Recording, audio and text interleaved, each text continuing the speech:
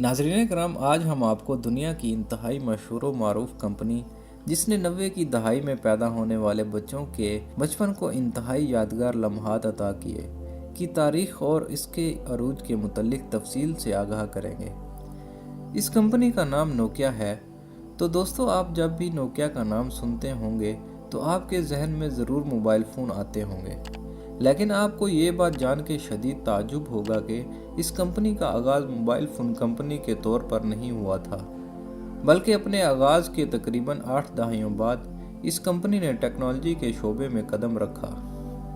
اس company کا قیام 12 مئی 1865 میں اس وقت کے فن لینڈ کے قصبے ٹیمپیر میں بطور پلپ مل کے مائننگ انجینئر فریڈرک ایڈسٹم نے رکھا۔ اس کمپنی کا نام نوکیا اس لیے رکھا گیا کیونکہ یہ مل فن لینڈ کے مشہور دریا نوکیان ورتا کے کنارے پر واقع تھی۔ یہ مل آغاز ہی سے انتہائی منافع بخش ثابت ہوئی، یہاں تک کہ صرف 3 سال کے قلیل عرصے میں ہی اس کے مالک نے اس قدر منافع حاصل کیا کہ 1868 میں ایک اور مل لگا لی، جبکہ انہی دنوں فن لینڈ کے ایک سیاستدان لیو میچلن بھی اس میں حصہ دار بن گئے۔ 1871 میں اس کے مالکان نے اس کو پبلک لمیٹڈ کمپنی کے طور پر رجسٹر کروا لیا، جس کے بعد اس کا نام نوکیا ایب ہو گیا۔ یہ کمپنی چند ہی دہائیوں میں اس حد تک منافع بخش ہو گئی کہ 1902 میں اس نے بجلی بنانے کے شعبے میں بھی قدم رکھ لیا۔ جنگ عظیم اول کے اختتام پر نوکیا کو بہت سی مالی مشکلات سے گزرنا پڑا، یہاں تک کہ یہ بینکرپٹ ہونے کے قریب پہنچ گئی۔ اس کی اس حالت کو دیکھتے ہوئے معروف finish business man Edward pollen, جو کہ فنش ربر ورکس کے مالک تھے، نے اسے خرید لیا۔ 1932 میں اس بزنس مین نے ایک اور کمپنی فنش کیبل ورکس بھی خرید لی۔ یہ کمپنی اس زمانے میں ٹیلی گراف، ٹیلی فون اور الیکٹریکل کیبلز بناتی تھی۔ ناظرین کرام، یہی وہ موقع تھا جب نوکیا کمپنی نے ٹیکنالوجی کے میدان میں بھی قدم رکھ لیا اور جنگ عظیم دوئم کے اختتام کے بعد سوویت یونین کو کیبلز بھی مہیا کرنی شروع کر دی۔ 1960 کی دہائی میں نوکیا نے عسکری حکام کے لیے موبائل ریڈیو ٹیلی فونز بنانے پر بھی کام شروع کر دیا، جس میں انہیں 1964 میں سلورا اوئے کمپنی کے اشتراک سے کامیابی حاصل ہوئی۔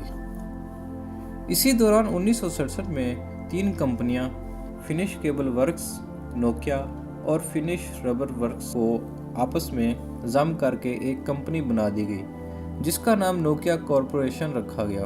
اس عمل کے بعد یہ کمپنی بہت سے مختلف شعبوں میں کام کرنے لگی، جن میں کاغذ بنانے کا کارخانہ، ٹائر بنانے کا کارخانہ، ربر کے بوٹ بنانے کا کارخانہ، جبکہ ٹیکنالوجی کے میدان میں کمپیوٹر، ٹیلی ویژنز، کمیونیکیشن کیبلز اور دیگر عسکری نوعیت کی چیزیں شامل تھیں۔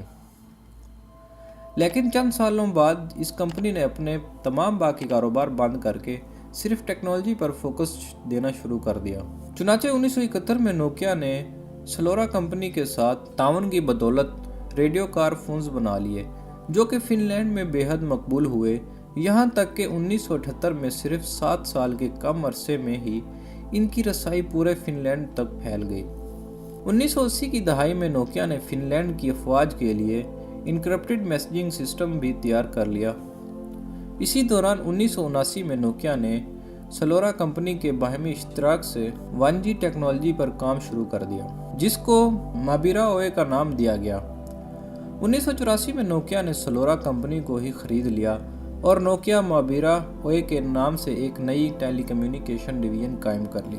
اس ڈویژن نے پہلا موبائل فون 1987 میں مابیرا سٹی مین 900 کے نام سے تیار کر لیا اور یہاں سے اس کمپنی کے موبائل بنانے کے سفر کا باقاعدہ آغاز ہوا۔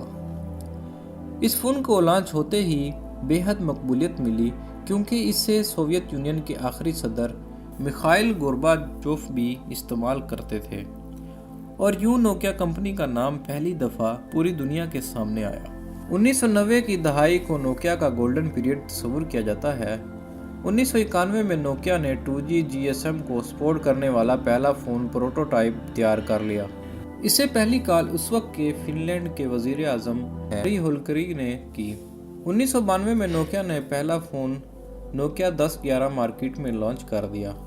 یہ فون SMS کی سروس فراہم کرنے کی وجہ سے اس دور میں منفرد تھا 1994 में नोकिया ने पहली मर्तबा नोकिया 2110 में इंतहाई मशहूर व मारूफ रिंगटोन नोकिया टून फराहम की। इसके अलावा इस मोबाइल में कॉन्टैक्ट बुक और मिस कॉल का फीचर भी दुनिया के सामने पहली मर्तबा मुतारिफ कराया गया। इन तमाम नए फीचर्स की बदौलत ये फ़ोन कई सालों तक इंतहाई मकबूल रहा, जिसकी बदौलत नोकिया कंपनी का नाम पूरी दुनिया में मशहूर हो गया। 1997 में नोकिया ने 6110 लॉन्च किया। इस फ़ोन में पहली दफ़ा क्लासिक गेम स्नेक को मुतारिफ कराया गया, जो कि अपनी रिलीज़ के साथ ही इंतहाई मकबूल हो गई। यहाँ तक कि 2 दहाइयाँ गुजर जाने के बावजूद भी आज तक दुनिया में इसे खेलने वाले मौजूद हैं और ये दुनिया की एक बहुत बड़ी आबादी की याददाश्तों में मौजूद है। 1998 में नोकिया ने अपने उस वक्त के हरीफ मोटोरोला को मैन्युफैक्चरिंग के मैदान में पीछे छोड़ दिया और दुनिया की नंबर 1 मैन्युफैक्चरिंग कंपनी बन गई। 1999 में नोकिया ने 3210 मुतारिफ कराया, जिसमें पहली दफ़ा पिक्चर मैसेज की सहूलत मुयसर की गई और इसके अलावा इसको मुख्तलिफ रंगों के कवर्स में मुतारिफ कराया गया।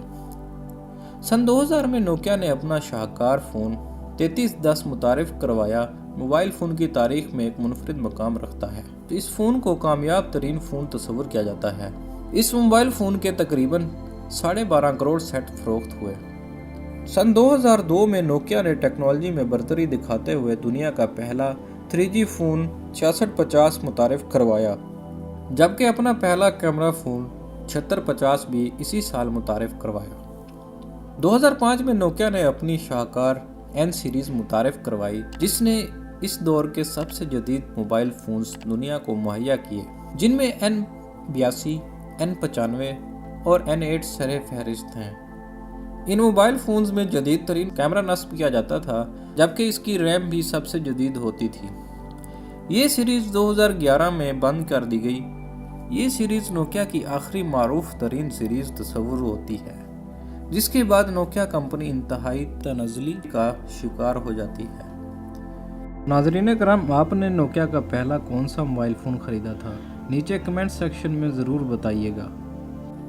अगर आप नोकिया कंपनी की तनज़्ज़ुली के मुतालिक तफसील से सुनना चाहते हैं तो इसके लिए हमने एक अलग सी वीडियो बना रखी है, जिसका लिंक आप डिस्क्रिप्शन में दे सकते हैं। अगर आप भी किसी मारूफ कंपनी की तारीख और इसके अरूज के मुतालिक मुकम्मल मालूमाती वीडियो बनवाना चाहते हैं तो उसका नाम नीचे कमेंट बॉक्स में ज़रूर लिखिए। और रोज़ाना की बुनियाद पर मज़ीद वीडियोस देखने के लिए वीडियो को लाइक और चैनल को सब्सक्राइब करना मत भूलिए। शुक्रिया। अल्लाह हाफ़िज़।